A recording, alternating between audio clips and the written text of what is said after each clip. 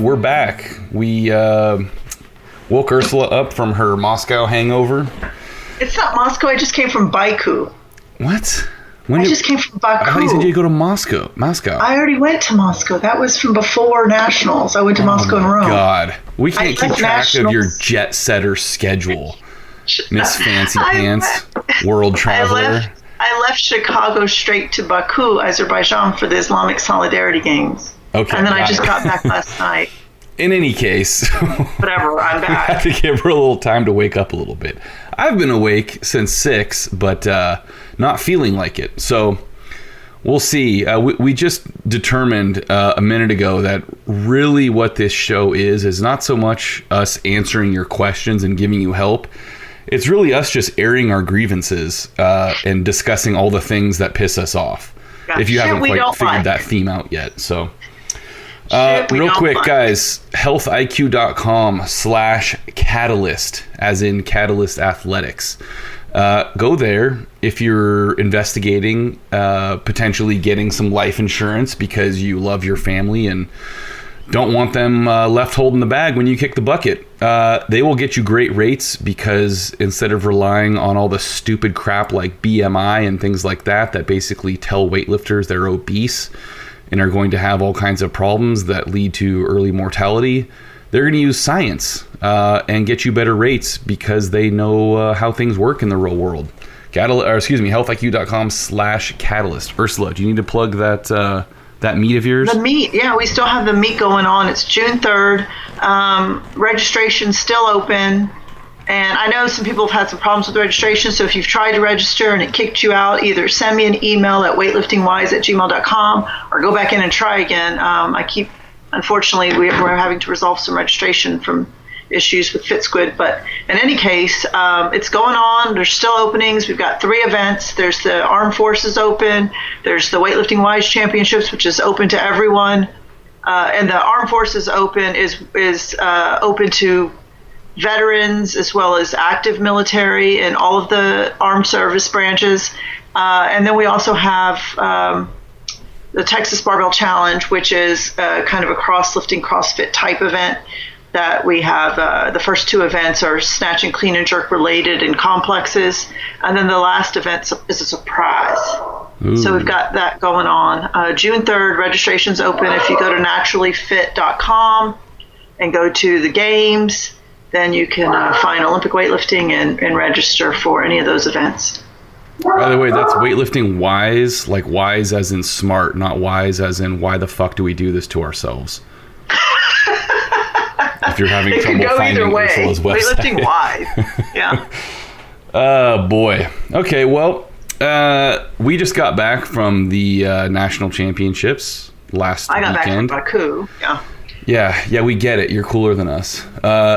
Which this I'm was tired. I'm more tired than you. That's all. That could be arguable, but this was your 29th national championship? 29th national. Yeah. It was Jim Schmitz's 48th. That's crazy. Crazy. He's about to hit 50 consecutive national championships. When I do 30, we're gonna have a party. Yeah. Okay. I don't know about that, but it sounds like you have a plan. But in any case, it seemed like a good time. I'm just gonna drink vodka. That's my party. Yeah, I was gonna say, what's different about that than every other national meet for you? I figured it'd be a good time to do a competition-themed podcast. So we've got some competition-related questions. So basically, we will just tell you all the things that piss us off about competition for the next hour. It's what you come to love. You know what? I would think that people got sick of us bickering and arguing and cussing at each other, but then we get these emails or these questions that always say, I love it how you guys go at each other every episode. So we're going to keep doing it. I'm not going to try to, we're not going to try to change our natures. The problem is we've never tried. Well, why would we? Like what people don't understand is it's actually worse when we're not recording. Yeah. We've tried to really try. Can't we just get along? No. We've really tried to get along for your sake. Well, we get along. This is as good as we can get right here. Yeah, this is fine. This is me and Greg loving each other. Exactly. That's what we do. Don't judge us. Yeah. Okay. Let's see here. We're going to start with Spencer, who is an asshole. No, I'm kidding. one of Ursula's assholes. Hey, I only have one asshole. It's one of your surrogate assholes then. Okay. Yes. Okay, so Spencer says, combined, the two of you have more experience coaching in big meets and counting warm-up attempts for lifters chasing medals than most anyone in our sport. Maybe most anyone who has a podcast in the sport. But in any case, thank you for your kind words. Think back on all of your experiences. What are the 3 rules that most coaches don't know about until it's too late? Think about times when you were attempting to change an attempt or do something to an opponent and you found out about a rule that you wish you had known prior to the competition. I think most of us who are watching y'all and trying to learn from y'all find ourselves in situations where we learn about a rule and our lifter ends up being the direct recipient of our ignorance. What 2 or 3 rules do most not know about until it's too late? And of course, Ursula's first response to this was, well, there's no rules that I don't know about. Well, I mean, I'd be remiss. Which kind of misses the point of the question. Whatever. He asked, also, what rules don't you know about? If you don't know about them, how do you know that you don't know about them? You would read the rule book. No, but see. No.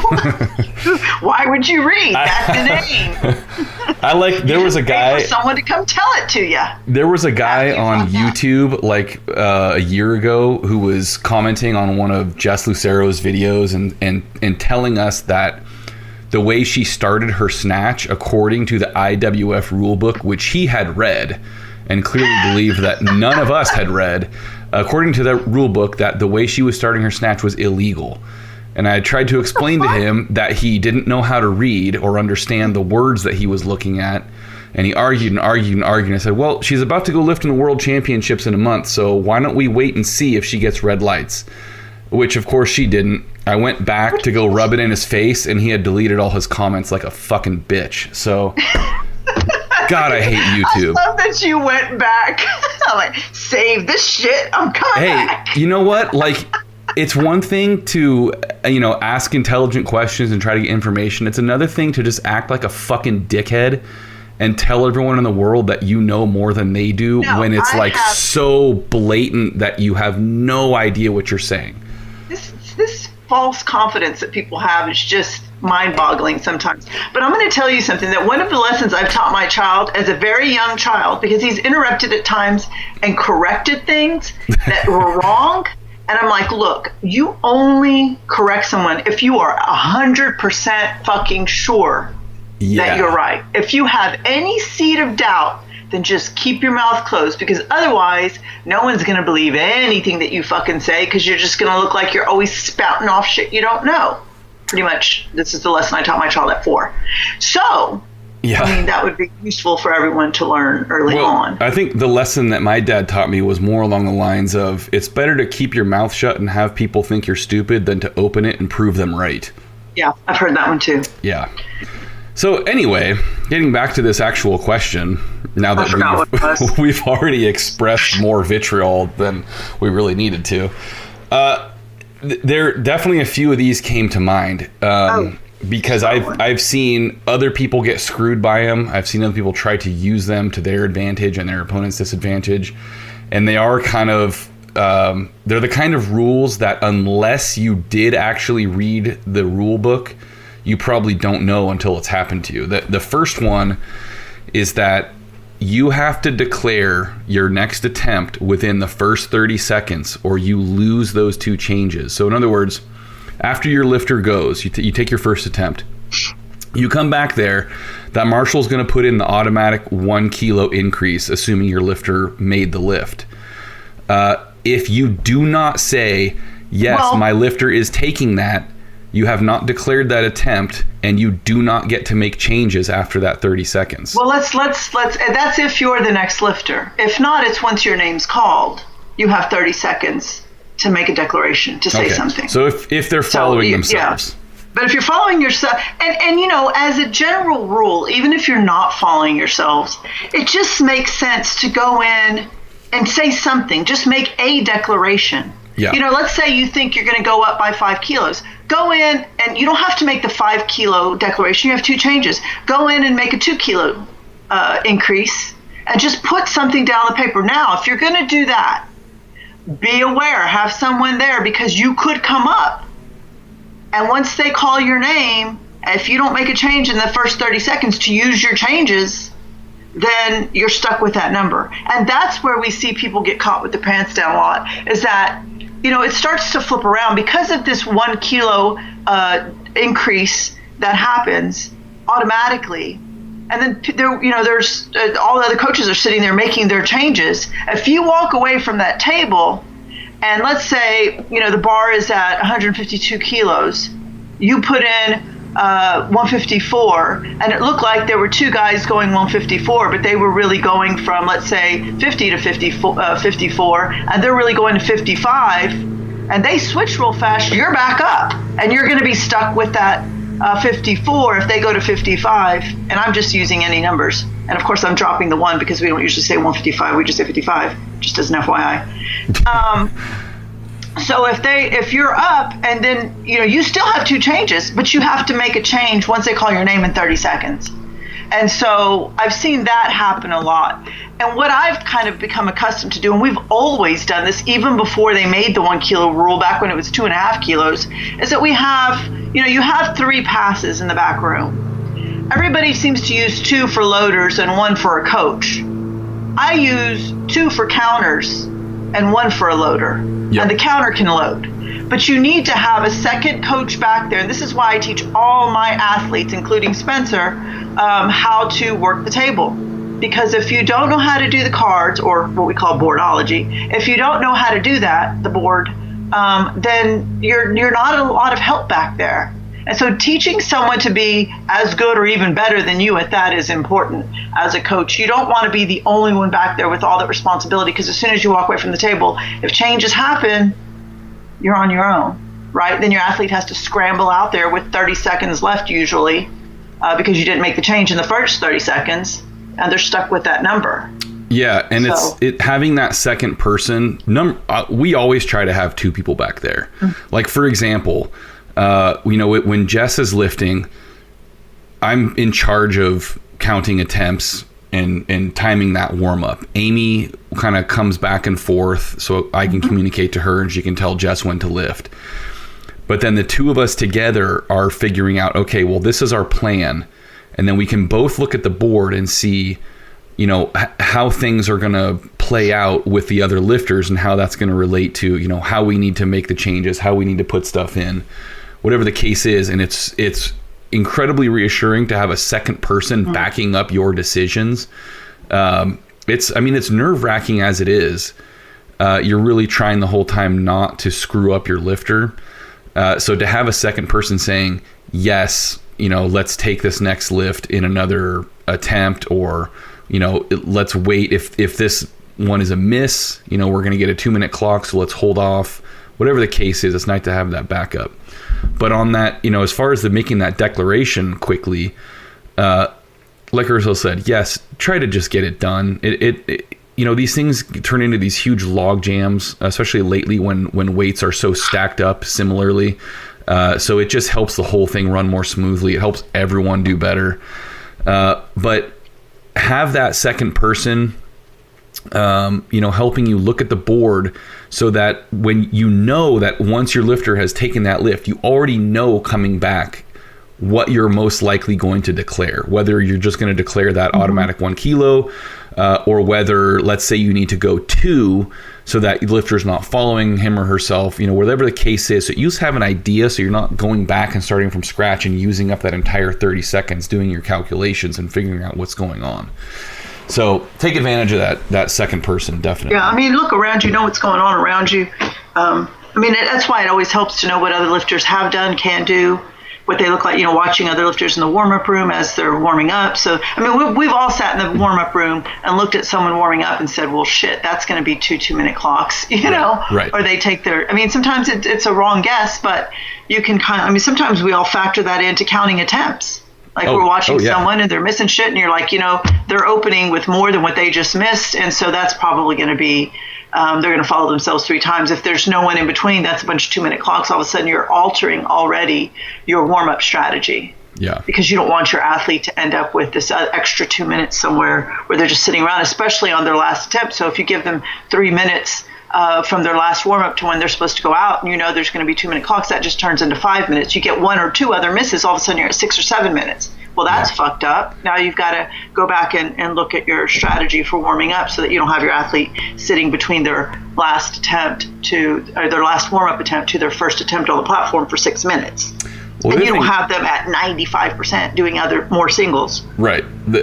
I think now, in the last 2 years or so, and I think this is going to continue this way, is the level of competition has increased so much that those weights are so close to each other. So you end up with fewer 2-minute clocks, but you end up with more, longer series of the same weights. So you'll have, your lifter will be at 82 for the next attempt, but there are 6 girls going at 80 before you.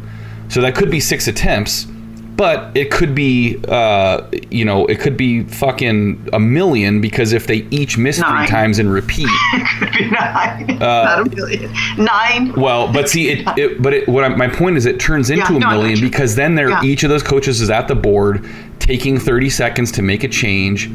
And so, it goes from being a relatively predictable short number or small number in a short period of time to a longer period of time that's made even longer because of all the changes going on at the marshals table.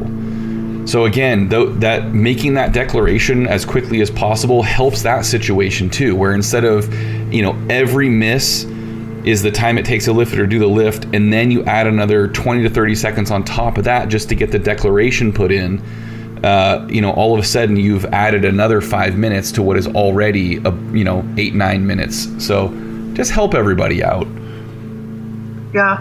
Well, so when we're looking at I think that's the one that I've seen, and I've seen that at the international level catch. I think it was in 15 in Houston, Chen in the 69s ended up taking a 1 kilo jump on his snatch, which is a stronger of his 2 lifts. I think it ended up doing like 54. He went from 53 to 54. No one was expecting that.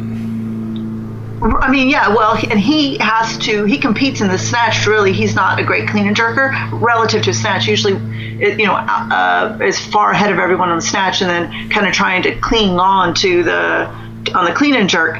But even though he has gotten better recently in the clean and jerk. But in any case,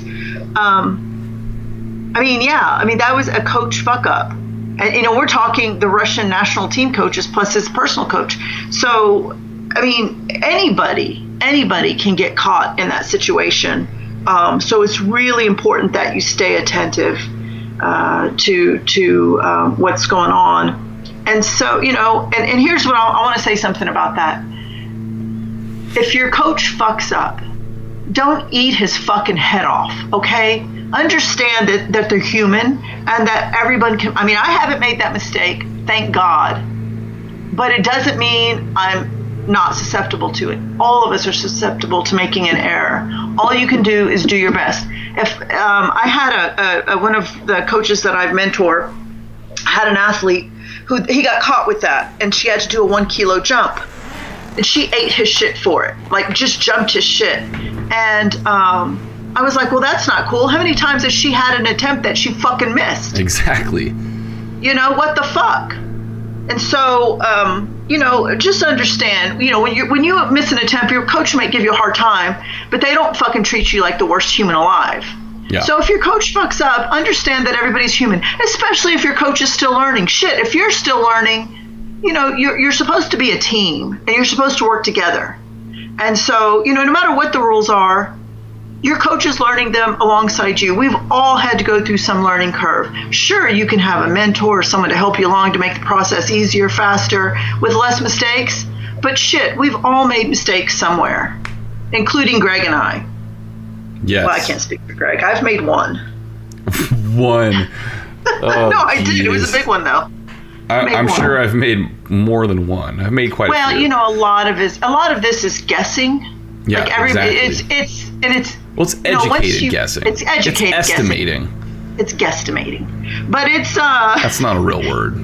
It is now. And my dog said it was. Do you hear? Okay.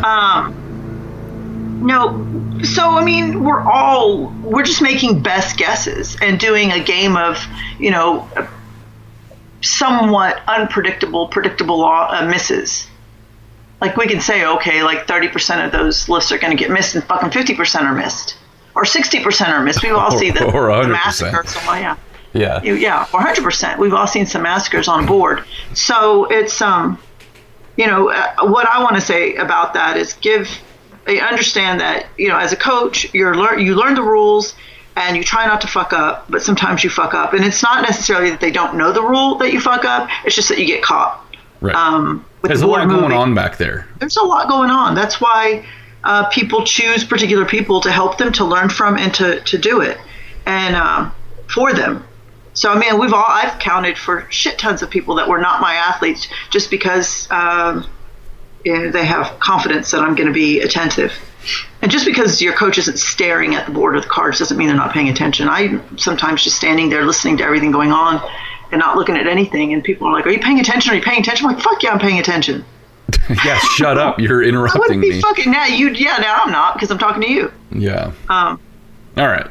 So let's talk about people intentionally giving you a 1 minute clock, and that's what we're really talking about. Yeah, sometimes that was the next thing on my list. People like Greg and I will intentionally give you a 1 minute clock if we're trying to beat you. I did it twice at the Olympic team. As in, if you're following yourself and you're expecting a 2 minute clock, or you would expect it to. Is that what you're talking about? Right. Well, like putting in a second attempt so that, or making a declaration for an attempt that would go before someone else's, so that. And then changing it right after they call your name to get them a one. Right. Yeah, let's give an example, because that's hard to understand for people who don't know what we're talking about.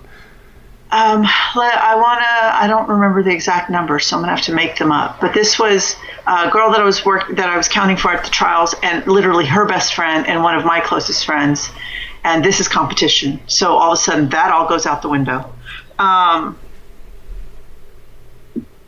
They had we had put, I think, 83 as the opener. Their second attempt would have been 83. So after the lifter took 80, they called my lifter up to take 83. We made the change once they called us, and then the next lifter was up, and there was nothing between that. With a 1 minute clock. Yeah. So now the person that was lifting got a 1 minute clock instead of a 2 minute clock if they had been following themselves. So we could have changed the 83 to 84, 85, or 86. 86 was the number we were going to, but we left it at 83 and let our name get called with 83 on the bar, and then switched, and that made the lifter that had just gone up again. Yeah. So just to clarify, if you follow yourself, you do one attempt after the other, you get a 2 minute clock. But the only thing that can change that is if another lifter is actually called to the platform before your next attempt. So even though in a practical sense you are following yourself, like no other lifter took a lift between your two, you only get that 1 minute clock. What'd you say? And what? Their clock has to actually start the countdown. Yeah. Because I argued this last if you're trying to do that to somebody, make sure you wait. Don't jump the gun, and make the change 2 seconds early, and then you don't get that advantage. Right. Then the athlete actually does get the 2 minute clock. Yeah. And then you just look like a dial tone. The snatch is not such a huge impact, especially when you're dealing with like smaller girls who can go sooner. But when you're dealing with like super heavyweight men, that might have an actual impact on them. And especially if you're talking about super heavyweight men in the clean and jerk, or bigger men in the clean and jerk, where 2 minutes, I mean, they want 3 or 4 minutes and they're getting a 2 minute clock. Yeah.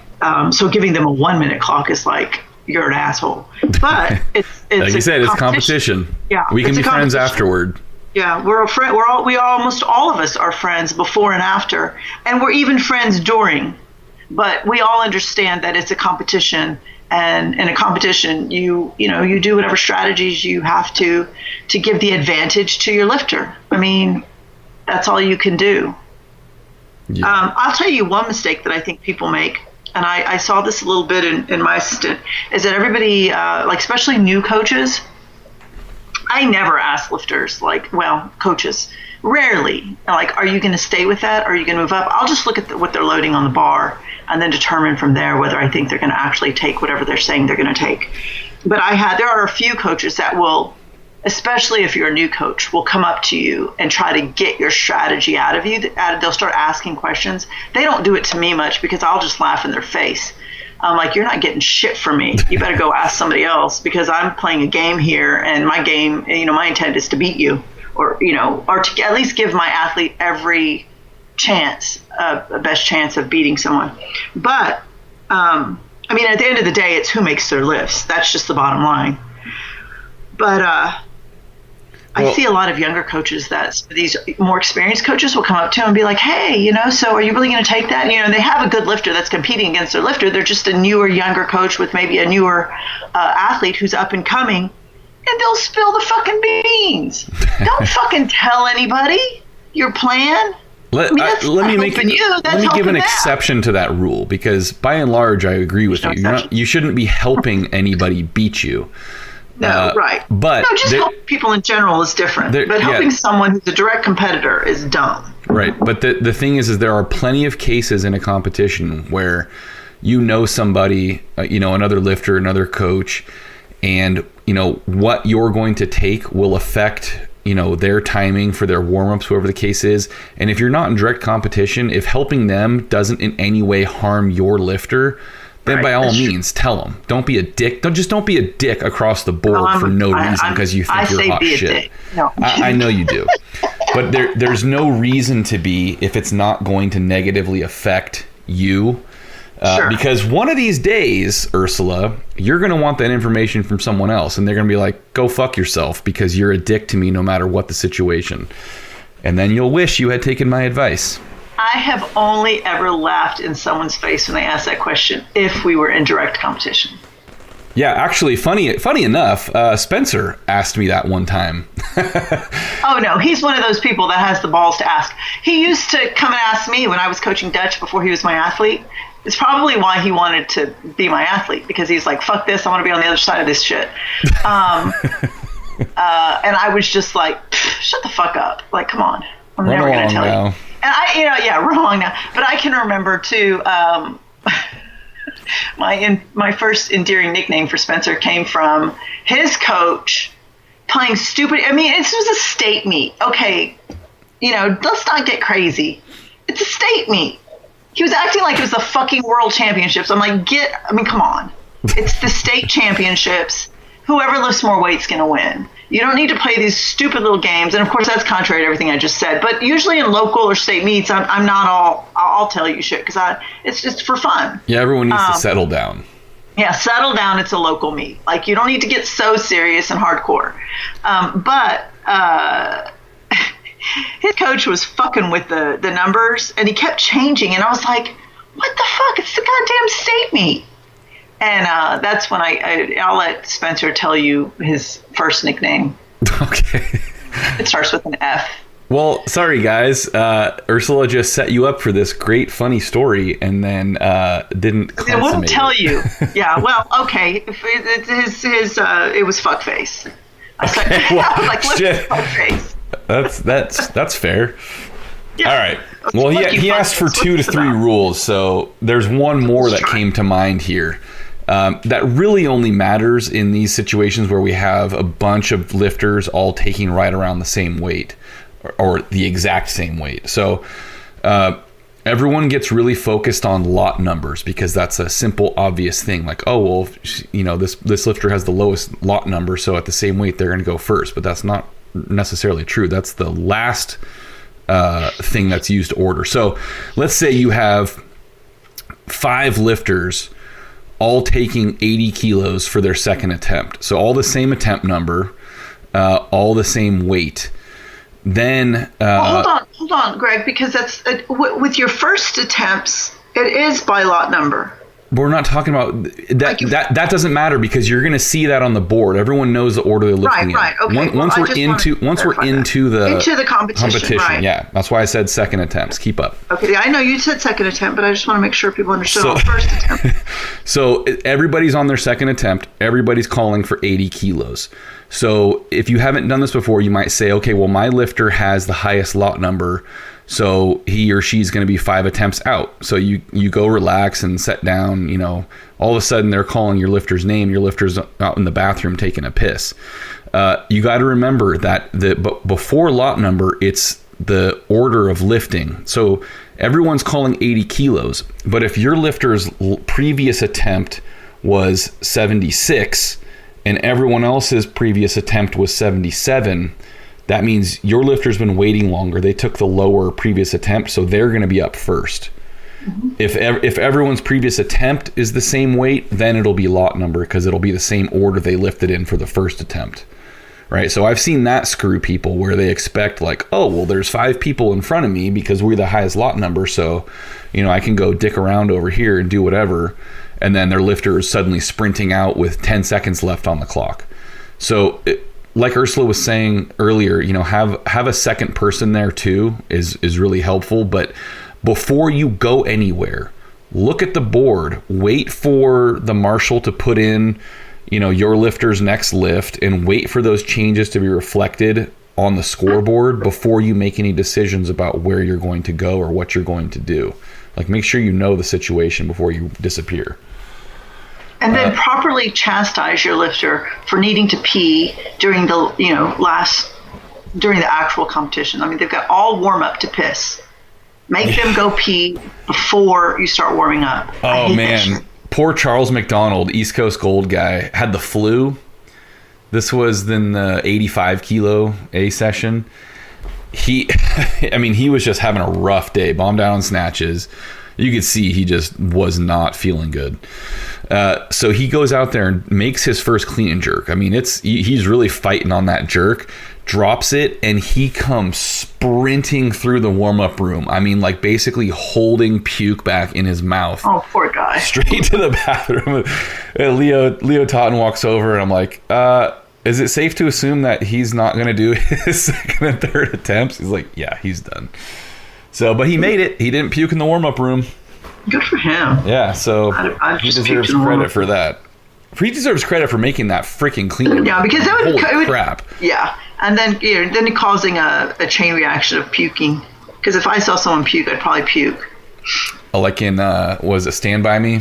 I don't know. I don't watch movies. We've established I only watch documentaries. Remember? Oh, correct? Jesus. I'm pretty sure Stand By Me was a documentary. It was a documentary about how Stephen King took so much cocaine that he wrote the entire script in 24 hours. Okay. Oh, then I'll watch it. True story. I got one. This got me one time. This is a funny story. So I had this lifter, and his elbows were questionable. He'd only ever done local and state meets. And I remember being in the warm-up room with Chad Vaughn, of all people. And he was helping, and we were, and this is a lesson, so I guess I did fuck up here. He asked, I said, you think he needs to tell the jury about his elbows? And Chad's like, nah. And of course, Chad's got great elbows. Yeah, exactly. And it was not like super clear. It wasn't like your worst case of elbow lock issue. I knew one thing is that he had kind of, not just that his elbows didn't lock all the way, they were always kind of soft. Right. And so, it was one of those things where like, well, do we want to call attention to it, or do we want to just act like it doesn't exist and then hope for the best? So that's what we did. And sure enough, he got called on elbows 3 lifts in a row. Ugh. And so after that, of course, we made sure that we told him that he had an elbow issue. Yeah, err on the side of caution on that one for sure. Yeah, and I think that's the lesson there is err on the side of caution. If you even think, should we show the elbows? Show the fucking elbows. Like, just go to the jury after they do intros, let them explain to the jury that they have, and show them that lock out there. And then when they walk out onto the platform, they point to their elbows as a reminder. I I just kind of felt like, well, if we draw attention to it, they're just going to say, well, no, he really didn't lock out. But it was a mistake. And if you're going to have soft elbows on any of your lifts, make sure it's the first one and then lock them out on the other ones. If you have a decent lockout on your first lift and then they look like shit on the second and third, you're going to get called. It's going to be real. Whether or not you told the jury you have bad elbows. I had an athlete at this meet hold an unlocked elbow because that's what I've taught them to do. It's like, don't fucking press it out. Absolutely. He still got called. It didn't work. But hey. Sometimes it does. Sometimes it does. I've done it, got away with it. The other hard and fast rule with that is you always act like you made a perfect lift until the judges tell you otherwise. Yeah. I've seen so many people do lifts that probably could have gone either way, and then they go, oh shit, and go fucking cry about it. Yeah, you're like, oh, you just fucking screwed yourself. Like, shut up. You go fucking smile, salute, act like a gymnast who just fucking stuck the landing until they give you red lights. Don't encourage them to think of things that you might have done wrong. I hate this shaking your head and then turning around and just standing and waiting, looking at the light. Seriously, get off the fucking platform. Fuck. Okay. Is that? I'm gonna throw my shoe at somebody on a fucking lifting platform, like at a competition one day. Get your ass over here. Matt Foreman had a story about a local meet, and it was some, pretty high level, national level lifter who was competing, and the guy right before him got hurt, and he was out on the platform lying there, and people were tending to him, and apparently this good lifter eventually leaned around the corner and was like, get him off the fucking platform. Don't do that, but don't make someone want to yell that at you. Okay, can we move on to the next one? Hold on. I'm trying to read my notes, which I can't read because they're scribbled. Oh, geez. Oh, well, let's just briefly remind everyone that there is no more body weight rule. That was taken out. Oh, yeah. Good and call. that the lifter who makes the lift first is, the winner or is in the lead. So that has, that's a new rule. Since we've done away with the if you just tie somebody in your lighter body weight, you're ahead of them. And now it's the person who does it. That's a whole new area of strategy for us coaches that we're having to take into account, because if you think, your lift, the other lifter is really limited in what they're going to be able to do, you taking a lift first matters. It used to be that if we had the body weight advantage, we would wait and try to order the lifts so that we took the lift after them. So all we had to do was tie them. Right. And we've all done that. And we became experts in being able to create the strategy of announcing our lifts in a way that we got to take the lift last. I remember going to the board first thing before the session started and making a note of anyone's weight who was near my lifters. Right. But honestly, I think this is a great rule change. I never liked the body weight thing. It now. Because, to me, it's like, well, it's the sport's called weightlifting, so maybe let's try to win by lifting more weight than the other people. It's incredibly reasonable. Well, it's just completely. It was anticlimactic for a crowd who didn't know the rule, and for someone to do a lift, everybody cheers. Somebody else comes out and does the exact same lift and now wins. Well, I remember there was a national championship maybe 4 or 5 years ago in the 94 kilo class where all 3 medalists lifted the exact same total. It was all ordered by body weight. I was like, that's really boring. But yeah, so keep that in mind. That's just as of January 1st, right? That rule. Mm-hmm. Yeah, okay. And it's an IWF change, so don't get mad at us. Like, the IWF changed it. If you don't like it, it's growing on me. I think any kind of change is hard to swallow if you don't agree with it. And I think for the same reason that it's a good rule change, but some people don't. And so, people who are used to winning on body weight advantage, of course, I'm used to, having my lifters weigh in at exactly the body weight. So we rarely get that body weight advantage. But remember that's gone. You have to just lift more weight. Yeah, let's be honest. It's not a good strategy in weightlifting to try to be the lightest person in the category anyway. That's a stupid strategy. Yeah. And if you happen to be someone who's always light, you could have taken advantage of that. That's one thing. But trying to do it intentionally makes no sense. No, to me either. Okay. It's called weightlifting, not weight losing. Try to lift more weight. Yeah. That's what you should do. Okay. Was that the last one you want to cover?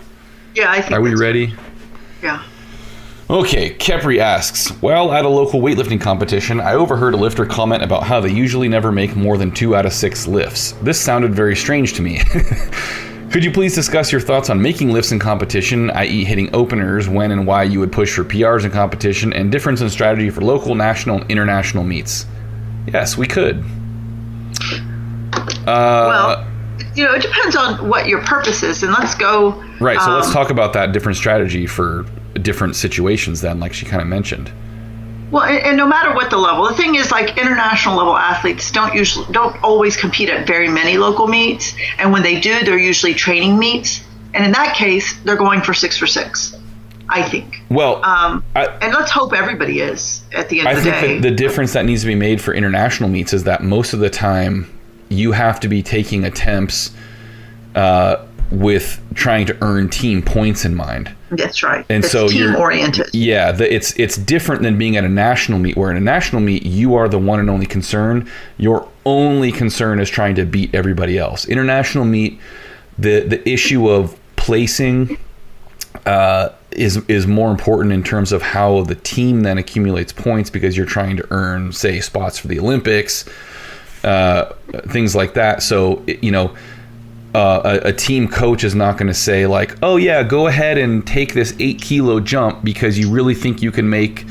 a PR, when, a 2 kilo jump is going to move them up to the next placing and get you a certain amount of points, or, whatever the case is. Let's preface this entire discussion with something that I think Greg is going to agree with me on. I don't see any way that he couldn't. 2 for 6 is not good. And let's hope that 2 for 6 is 1 snatch and 1 clean and I was going to say, it's got to be at least one of each. But it's still not anybody's goal. This is my opinion on it. In general, 2 for 6 is, it is for sucks, as I once heard someone say. 4 for 6, I think, is a good day. That's a winning record. Yeah. But the goal, of course, is always to go 6 for 6. But the thing is always reasonable. I would much rather go 2 for 6 and win than go 6 for 6 and lose. So it's really situation dependent, right? Yeah, well, because at the end of the day, the person who lifts the most weight is the person who wins. And so if they do it as going 2 for 6 or 6 for 6, you still win. And so it depends on what you're going. I mean, some people aren't going in with really the possibility of winning. Right. So they may be looking at things like, I know a lot of my guys, they're going in with the idea of, we got it. Number one, you got a total. And that can happen. That's a good goal. That's a good, yeah. Well, you'd be surprised. Everybody's got a total, because on a team, everybody totaling means that everybody brings in team points. And when people don't total, they're just a big goose egg. Yeah. Then we're looking. They get beat up in the parking lot afterwards. Yeah, by me. In the national meets, you've got lifters that are there to get points for their national teams, but you also have people who are competing for things like trying to make a team, trying to break national records, trying to get a team, make their stipend. Yeah. And so you might not know those things about someone. I mean, obviously records are clear if the record is there and they're trying to break a record. You may take a bigger or a lesser jump based on breaking a record. You may take a bigger or a lesser jump based on making a team. You may take a bigger or a lesser jump based on making stipend. So sometimes you see these jumps that someone makes that don't make sense to you because you don't know, like, the background of what they're doing. But at the end of the day, trying to develop consistency is really important. Yes. And you want to, success breeds success. So you want them to have this idea in their head that they need to make more lifts, not that 2 for 6 is okay. And so trying to ingrain that that even if we're trying to, if we're trying to break records or stipend or whatever, still you want, to make as many lifts as possible. And you train that, I think, when lifters are younger and newer to the platform, trying to develop a consistency of making initially 6 for 6 when they're youth, and then maybe 4 or 5 for 6 as they become more competitive. And then eventually you get to a stage where sometimes 2 for 6 is still successful, even though it's a low percentage of the attempts. But I think sometimes we can get stuck in that rut of 2 for 6 is okay, right. And we still need to try to break that cycle as well, because even though 2 for 6 may be okay in terms of they still won or they still broke a record or something like that, it's percentage-wise, it's terrible. And they're not going to really progress if you keep doing that. And a lot of times with athletes that are newer to the national level, 2 for 6 indicates either a lack of competition experience or they're opening too high. I think that's a really common one now. It is both of those things, really. There's so many new people coming on board. But I think that absolutely 2 for 6 should never be the goal. It should never be the expectation. The expectation should always be 6 for 6. And so, yeah, you have people who are like, well, I really just want to break a PR, so I'm going to open at a PR. It's like, well, that's a terrible strategy. Because there's a whole lot to be said about building momentum in a competition and opening with something that you're incredibly confident in. Because when you miss your opening snatch, that is a real stiff kick in the dick that is very hard to recover from. So you go out there and you miss your opening lift.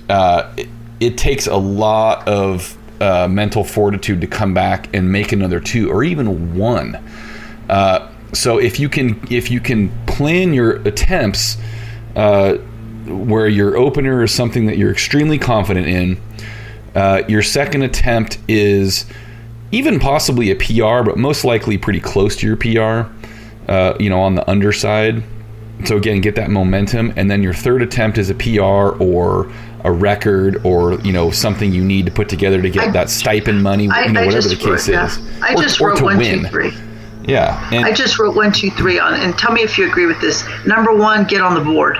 Your first attempt. Yes. Number 2, improve the total or position yourself for your third attempt. Beat someone, improve your place. Like that's what's right. Number 2. Number 3 is personal goals, PRs, etc. Yeah. Or securing a win. Yeah.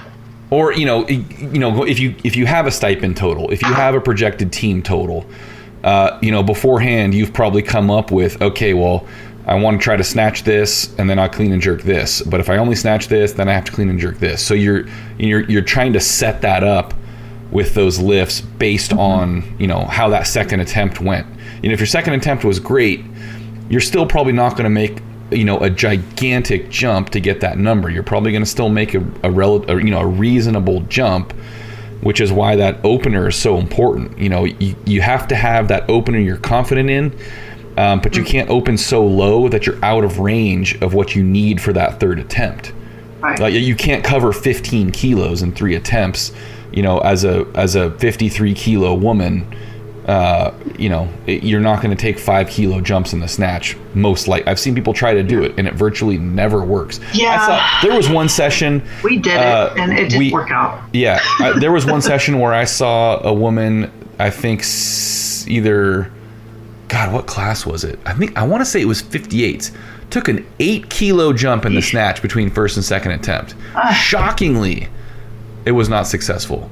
Now, to be fair, that got them a lot of time, and I believe they came back and took another lift or 2 in the warm-up room. So in that case, it can work certainly, but it's a hard transition going from the competition platform to the warm-up platform back to the competition platform mentally.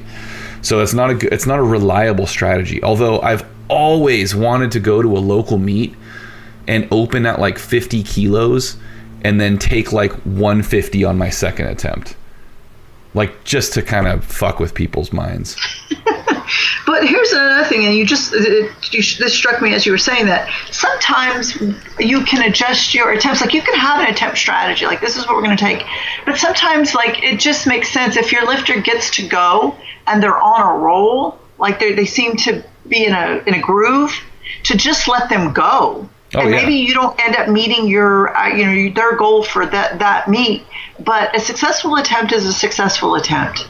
And so if you have somebody, especially if they're newer to competition, it might be smarter sometimes. You're like, oh, we're going to go to 147. And then it's like, well, if they just do 145, they're up now, like they're up in 3. And if we wait till 147, they're going to be up in like 9. Right. Well, shit, 3's perfect. Just take the 45, get a few kilos on their total, and then move on. Maybe next time they'll be able to do something. So sometimes you just want to make the call that breeds success, and those kinds of calls can breed success because if they're already consistent, sitting for 9, if they're not used to sitting for, well, they're not going to sit for 9. They're going to have to go, like Greg said, you're going to have to move from the warm-up platform to the competition platform, and you can either go and do a power snatch, you can go do a lower percentage, but in any case they're going to come back to the competition platform after an extended rest. If you can shorten that by taking 1 kilo less, then it makes sense to do so, even sometimes 2 kilos less. The other thing that I would add to this is, as a coach, it's really important for you to be as familiar with your lifters as possible, what they're capable of in competition, not just in the gym. And you need to have the ultimate say in, what attempts are selected, because I've made the mistake multiple times in the last several years where I've let a lifter talk me in to a different attempt weight than I really believed they should take, and they miss it. Because they make their opener, they make their second attempt, and they feel so good and they're so confident, like, fuck what we were planning. I want this weight. And I'm like, I don't know. Okay, fuck, let's just go ahead and do it. Oh, they missed it. Now they look like assholes. And you look like an asshole for allowing them to do it when you knew they shouldn't do it. So, make sure that if you're going to change a plan, you do it for a very good reason and you're extremely confident that it's going to work out. Don't let a lifter who's, in the throes of jubilation from just making a lift talk you into a bad call. Because it happens. I see it happen. It happens with to other me lifters. Still sometimes. Yeah, it drives me fucking crazy because afterwards you're like, I knew we shouldn't have done that. But sometimes you get caught in this too, and this is real, where if you tell a lifter you want them to, if you tell a lifter you want them to take a lower lift either on their opener or as a second attempt than they will interpret that as they don't look good, you don't have confidence in them, and it may affect them. And so sometimes you are reticent to make them take something that you think could be interpreted as lacking confidence in them. I agree. Because they're extracting that from you to a degree. Yeah, and I've seen that happen too, agree 100%. But what I would say is that's why it's so important to discuss the strategy and the plan before the competition. So in the case that such a change is made, they don't misinterpret that as saying like, oh, there's no fucking way you're going to make these lifts. You suck today. It's just like, okay, this is practically what we need to do to set you up for the best possible performance. You know what I mean? And it still may negatively affect them, but not as much. Sometimes they like with Derek going from 20 to 25. I mean, we chased going 20 to 24 forever. 20 is a safe opener. Yeah. So we take 20 as a safe opener. But he wants that next lift to count. Right. And so it's really hard to talk him into say, hey, let's do 23 and then 25. Because 23 puts us nowhere. But the fact is 23 puts 3 more kilos on his total. Well, so and it sets him up for that lift that counts. Right. Yeah. And then, but he almost makes these lifts, they're so close that it's hard to say, no. Right. And then if he misses the 23, God forbid, then we don't even get to play with 25. You know what I mean? Right. So. Well. Yeah, I mean, they're hard. I mean, if coaching was, if you were always 100% right in coaching, I mean, you'd be, some sort of god. Yeah. I know a few people who see themselves that way. Yeah. The last thing I would add to goddess. this. Well, yeah. Let's settle down. Different strategies for local, national, international meets, blah, blah, blah. I would say that local meets, by and large, 6 for 6 should really be the goal, especially like Ursula was saying with younger lifters.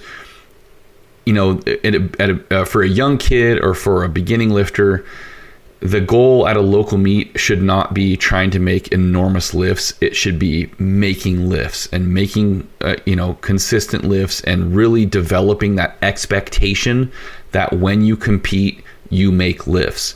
If you start your weightlifting career out going 2 or 3 for 6 every time, guess what? Your whole career, more than likely, that's what you're going to do, whether or not you're physically capable of doing better, because mentally that is what you expect from yourself. That becomes normal. But there are cases where I've used a local meet that, it didn't mean anything really, because, it was a national level lifter or whatever. It was just kind of like a tune-up meet practice. We've used that as basically a no consequence opportunity to go for some crazy lifts, or try like, hey, let's just try a really high opener and see if this is something that maybe we can do, at nationals or at Americans that's coming up. So you can do both, but I would say, typically for people who are at the local or regional level, that 6 for 6 should always be the goal at those meets. Well,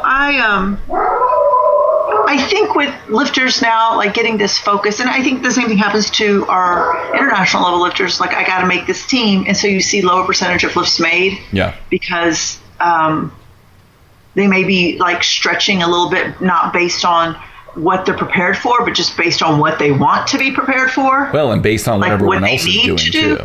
Yeah, and based on what they need to do, not based on what they are actually capable of doing. And so you see a lot of lifters at local meets like bombing out over and over and over because they're trying to qualify for nationals. Right. And they keep trying to put together the numbers just to qualify for nationals. Sometimes you need to take a step back from that and say, okay, that wasn't working. So let's just, forego that. I mean, you don't have to qualify for nationals the first year you're competing just because you're talented and you think you can. Right.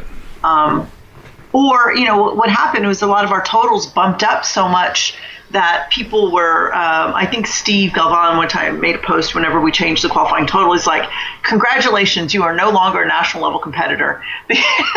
Because the totals changed to such a degree that what people who thought, well, I'm used to going to Americans or nationals, now all of a sudden have to do something significantly more to qualify for those meets. And then they feel like, oh, well, I did it last year, so that means I should be able to do it this year. And they push themselves to do lifts that they're not really prepared for. And so, I'm wondering if this guy that she overheard saying or girl, that they never make more than 2 for 6, got to nationals on 2 for 6.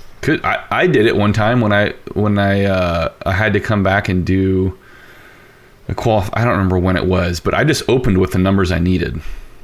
Mm-hmm. And I made exactly the lifts I needed, one of each. So sometimes it makes sense. I mean, Bergner would have killed me. He wasn't there that day. He would have killed me if I told him that's what I was going to do. But I went on the whole better to ask forgiveness than permission strategy on that one. Okay. Well, can we answer Gary's question relatively quickly to wrap up? All right. Gary asks, first, let me say that I enjoy the podcast, especially the back and forth between the two of you. See? What did I tell you? The most common activity on meet weekend is the simple act of killing time. I don't know what this guy's talking about, so I'm just going to hang up. Oh, Jesus. There is the time spent in travel, the time between arrival at the site and the weigh-in, the time between weighing in and beginning to warm up, perhaps an unusually long time between attempts, and the time between snatching and clean and jerking. My question is, what do each of you do to kill time in those intervals? What seems to work well for each of you? What hasn't worked so well for each of you? I know you probably don't do the same things with every meet. That's the problem. Just focus on your last meet. I just go out and smoke a cigarette. I'm just kidding. I don't do that.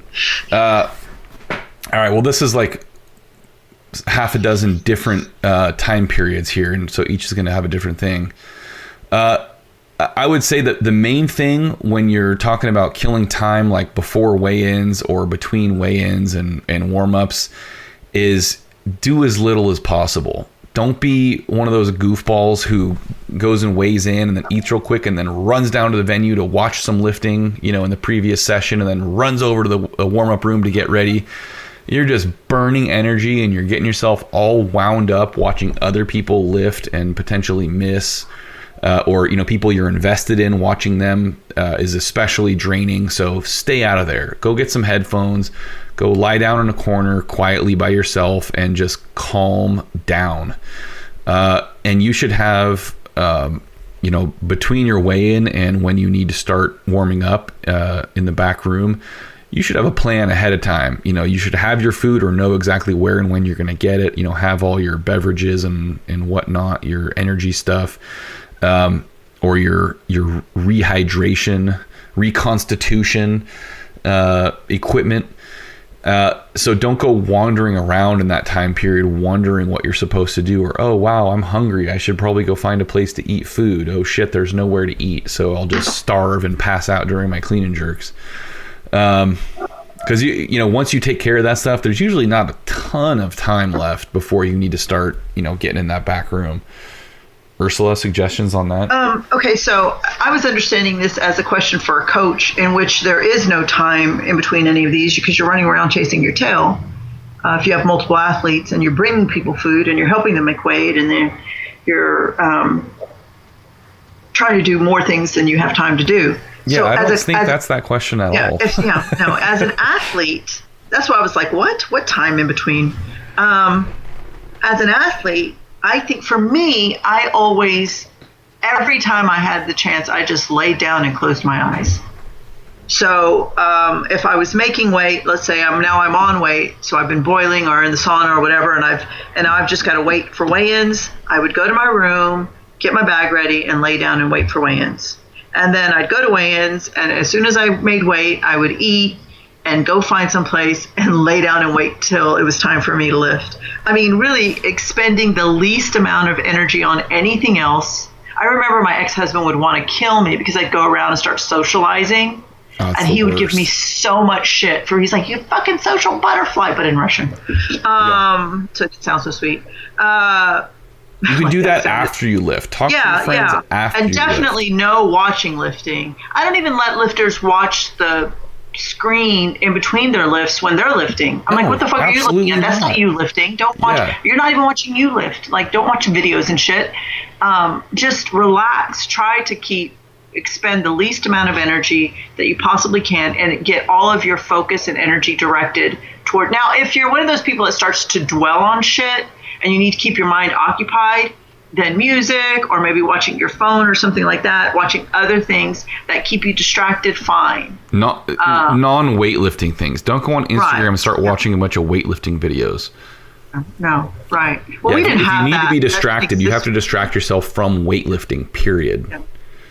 I used to always entertain my lifters like before they would lift and just keep their mind. If I knew that they got in their head, I would just try to keep them occupied, do a little, song and dance, or keep them entertained, tell them stories about other shit, and keep them. If you know that they can, start to dwell and get mind fuck themselves, then you're always trying to help them distract. You're always trying to help distract them until it becomes time for them to focus on lifting. But a lot of lifters, that don't have head issues, you just, they just need to lay down and relax and stay calm and rest until it's time for them to turn on. You don't want to, there's if you get real nervous and you're running around and you're doing shit, you're just wasting adrenaline and energy, and you want that to be reserved for the actual competition.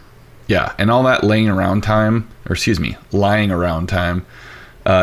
a perfect opportunity to work on your visualization and all that kind of stuff. So that's, you need to have an active thing to do in order to get focused. You can't just sit still and say, okay, I'm getting focused now. Like that's not an action. That's just waiting, hoping maybe your brain suddenly starts being really interested in weightlifting instead of Instagram. So, work on the visualization, run through your entire warm-up sequence, all 3 of your attempts, move on to clean and jerk, do the same thing. Try to do it while staying as calm as possible. If your heart starts beating, at 150 and you're sweating and about to shit your pants because you're visualizing, stop visualizing. You're not doing it right. As far as between, like, having a long wait between snatch and clean and jerks, that sucks because it's really hard to stay focused, to stay energetic, to stay warm. But I would say first things first, put your warm-ups back on. Don't just sit there in the back room in your singlet, turning into a fucking marble statue that's just cold and emotionless. Rehydrate. Definitely. I've seen so many people who don't fucking hydrate between snatch and clean and jerk. And then they're out there passing out on clean and jerks, wondering what's going on. Go to the bathroom, like Ursula was saying. If you have to pee between your attempts, you did not plan that well. So take advantage of that, because some people don't get that opportunity. They have to sprint back after their last snatch and start warming up for clean and jerks. I used to literally nap. I would literally nap. Make sure you have someone to wake you up in time, though. Yeah. And sometimes I would go outside between snatch and clean and jerk and just lay on a bench. Yeah. I think, just because if not, my adrenaline would stay too high for too long. And then by the time I got to my last clean and jerk, I'd be out. Yeah. So. And I think the key, though, is if you do have a long time, you need to get up and start moving sooner than you would normally with a shorter rest period. So in other words, if you're like, okay, well, I don't have to start, throwing the bar around for my clean and jerks until, 5 attempts into the clean and jerk session, but you've been sitting for 15, well, maybe get up an extra 5 minutes early, start moving around, doing a little, dynamic range of motion stuff, just get the blood flowing again, rather than being cold and stiff and going straight into the bar, or, 50 kilos, 70 kilos, whatever it is.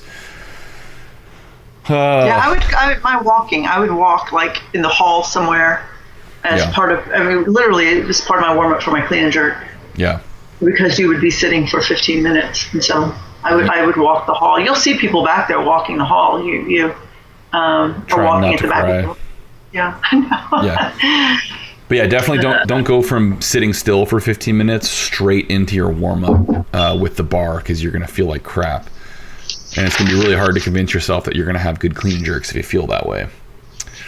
All right. Well, actually the last one, the time between attempts. We kind of talked about this earlier, is you can't just sit for 10 minutes between a first and second, or a second or third attempt in the snatch or the clean and jerk. You have to do something. The question is what works best for you, and that's different for each athlete. Some like doing pulls. I hate that. Some like doing powers. Some like doing full lifts, but very light. If it's a really long weight, some people prefer actually dropping the weight and waving back up in full lifts. So it depends on how much time, and it depends on, what you prefer. Something that I've actually been using more with people is, instead of doing a light full lift, or, a pull, or a moderate full lift, whatever the case is, we'll do like a fairly light full or power, and then a heavy pull, basically at the same time. So they still feel the motion, and then they get that heavy pull, and then they go out, and that weight feels a little bit lighter than their previous attempt. But again, it really depends on the situation, on the athlete. So that's something you have to experiment with. There's no other way around it. Yeah. So. And you kind of rely on the athlete's feedback. Because sometimes it just, going from doing a really heavy pull for them, it's like, oh shit, that's so heavy, and I'm only going to do 5 kilos less. Or if they do just a power, the feel of going 15 kilos up is too much, right? And it fucks with their head. So that's why you hope to have lifters that don't get in their own head, but we all have them. Yeah, and the thing is, again, though, they have to have the experience. If they've never done it before, they don't know what's going to work or not work for them. So you kind of have to use your best judgment. Yeah, as a coach, what's worked best with you, with athletes who are similar to them in whatever way, and then work from there. Like, oh shit, that did not work at all. And try something different the next time. And that's the kind of stuff you can experiment with in the gym too, is, say on a Saturday or local Friday. Meets. Yeah, exactly. Thinking, okay, well, let's say we're taking these 3 attempts. Let's give ourselves 10 minutes rest between each of the 3 attempts, and we're going to do powers, or we're going to do pulls, or whatever it is to fill the time. That's why a lot of lifters do waves in the last several weeks going into competition, is in preparation for that buying of time. So be ready. All right, let's not talk anymore. Okay, sounds good. That's almost too much. if you guys have a minute, please go on to iTunes or whatever you listen to us on, post a review, tell your friends, tell your family, tell your enemies, tell everyone you ever encounter in your lives to listen to this thing and buy stuff from us so we can afford to keep doing it. All right. I don't have anything else to say. Say something, get me out of this. Bye. Okay, bye.